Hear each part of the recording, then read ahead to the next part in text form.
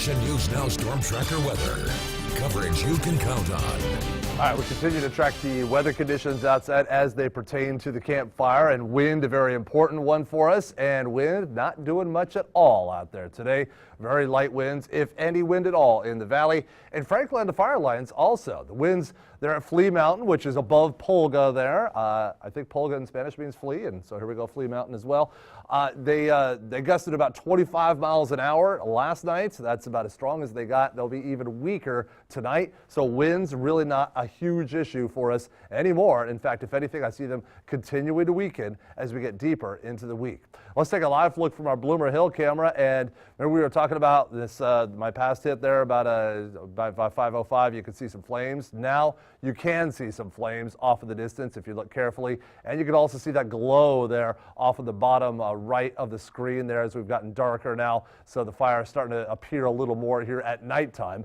At least it's not visible in the daytime. That's a bit of good news, but you can see some of it off in the distance in the nighttime. Also, what you can't see are the trees moving around at all, and you can see the smoke plume pretty much rising vertically, which just backs the thoughts there that the winds at that point as well, there on Bloomer Hill, which is on the north side of Lake Oroville, and I mean the far north side of Lake Oroville, not near the city of Oroville, really, that the wind there is fairly quiet, and that's good to see as well. All right, let's come back to me and we'll talk about humidity, which has improved a whole lot today. Yesterday, we had humidity values in the single digits in places. Now we're far from that 29% right now in Chico, 48% in Oroville. So it's a lot better out there right now, and that also will help out the firefighters. Temperatures right now in the 50s, so kind of cool in the valley and certainly cool on the fire lines. 40 in Chester, likely in the upper 40s and middle 40s in Paradise right about now. All right, our air quality, that's the one thing that has really deteriorated today, and that's not going to be improving here for a while. At Chico, it's in the very unhealthy range. In other areas, even in the hazardous range. So if you don't have to be outside, it's a good idea not to be outside, or at least wear an N95 mask if you're going to be out there for a while. So we really could use some kind of rain. That would be the ultimate situation here for us to get working on in.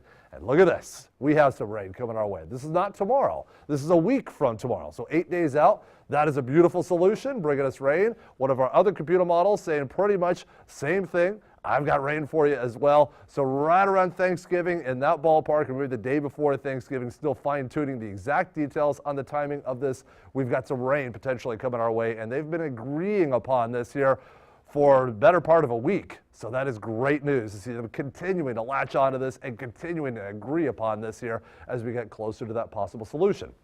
On the ridge tomorrow, smoky skies, those Treble Gap winds tonight, 20 miles an hour, if that. So really starting to calm on down. Hazy, not smoky in the north end of the valley tonight and tomorrow. High temperatures tomorrow, around 70. In the mid-valley, smoky skies tonight and tomorrow with those highs similar to today in the mid-60s. Your Storm Tracker 7-day forecast with the weekend is always in view, showing that high temperatures stay in the 60s and Chico and in Redding around 70. Back to you, Alan and Lauren. All right, thank you, Chris. The campfire destroyed more than 6,500 homes, but one family was hit especially hard, losing 7 homes.